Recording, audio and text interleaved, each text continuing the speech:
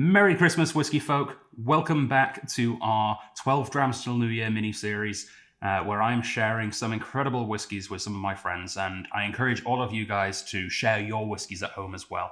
Just because you might not be able to visit your neighbours and share your whiskies right now doesn't mean you can't grab a little vial, grab a little bottle, pour some of your favourite whiskey in, and drop it off on their doorstep. Do a knock and run, and give them a special whiskey treat this season as well. I encourage everyone at home to be doing that, and that is exactly what I am doing here today, sharing some of my favourite whiskies with some of my favourite people, who are hopefully commenting along in the comments section and giving us their tasting notes as well. Now, of course, it's Christmas. We've got a special whiskey. I promised that yesterday, and this is a very special whiskey, and a very special whiskey that I'm worried might sway the broken cork ratio into back into the even. So right now we've had 5 whiskies. This is whiskey number 6 in the series. So we're pretty much halfway there. We've had 3 successful cork pops and 2 broken corks, because that's something that happens in whiskies that sit around on the shelf for a while. Something you need to be careful of. So let's find out where this one sits. This is an old malt cask. Old malt cask whiskey. It's an independently bottled whiskey. And funnily enough, actually, I should mention whiskey number 1 of this series was an AD Rattray, or as it used to be called, a Dua Rattray, because the Dua name has been contested and they lost. This is an old malt cask, but it's an old malt cask by Douglas Lang, not Hunter Lang, who now own the rights to old malt cask, but Douglas Lang. We actually had an entire tasting of Douglas Lang products and an interview with their international brand ambassador, Stuart, on YouTube. It hasn't actually got that many views, which I feel slightly bad about, because it's probably my favorite video of the year. I had an incredible conversation with Stuart Baxter at Douglas Lang. If you haven't seen it, go check it out. But yeah, this is technically a Douglas Lang, even though it's a brand now owned by Hunter Lang. This is an old malt cask, and you won't believe where it's from. It's a closed distillery, a distillery that no longer exists, a legendary distillery which is apparently being reopened. It's also a sherry cask from a closed distillery. The most Christmas thing. This is a Christmas miracle of a whiskey, guys, and I'm so happy to be sharing it with you. This is a Rosebank. Yeah, the gem of the lowlands. A legendary closed distillery. This is 18 years old. It was distilled in 1990, February of 1990. And it was bottled in 2008 in September. One of 672 bottles from a refill butt. And the nose carries grapefruit sweetness with dried hay and fresh peach.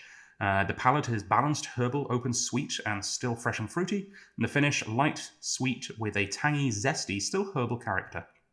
In brackets, J. So that would be the person who worked at Douglas Lang at the time who wrote those tasting notes. Thank you, Jay. Approved by Fred Lang, and I can't actually read the other one. It's something Lang. It's not Kara. Someone else, Lang, has also approved this whiskey, which is good news. We like approval. I live my life begging for approval. So yeah, as I mentioned, this is probably going to break on us. Isn't she a beauty? A unicorn whiskey that I am so happy to have the opportunity on a year like this to still be able to share it amongst friends. As I said, not in person, not doing that. We're still able to digitally and through wonderful delivery services.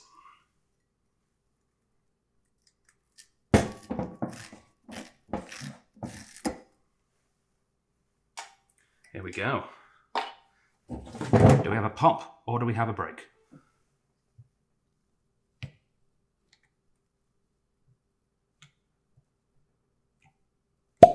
We've got a pop, guys. It's 4-2.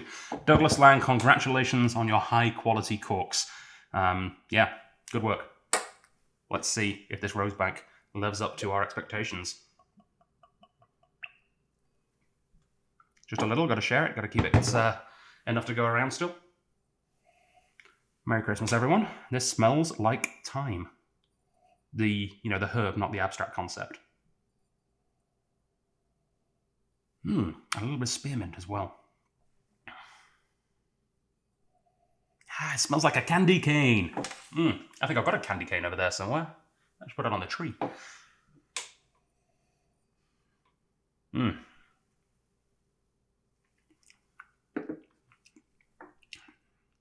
Oh, that is a classic. That's a classic whiskey flavour. This is bottled at 50% ABV, not cask strength, but very close, I'm sure. And that's something that Old Malt Cask still does. They bottle everything at 50, or cask strength if it's naturally below 50. I asked, someone asked once, do they add like just pure alcohol to a whiskey if it drops below 50? Like, no, that would be illegal. Well, you wouldn't go to jail, but you wouldn't be allowed to call it whiskey. Actually, you might go to jail depending on the quality of the alcohol. Death by subpar quality whiskey. Ooh. Oh, that is certainly not subpar though. That is a little. This is an asterisk note. I mean this in a good way. A little soapy. Tastes a little bit like I've just showered with Dove body wash.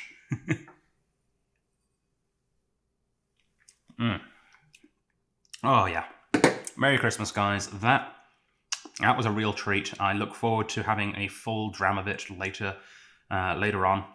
Of course, you probably have guessed, it's not actually Christmas as I'm recording this. I recorded this quite a long time ago. Well, about a week ago. But yeah, I look forward to having more of this. You'll see my tasting notes, my full tasting notes in the comments section, as well as hopefully some members' blind tasting notes as well. /var, and I will see you tomorrow for Boxing Day, where we've got a whiskey that will hopefully go perfectly with leftovers. Merry Christmas. Same time, same place tomorrow. I'll see you there.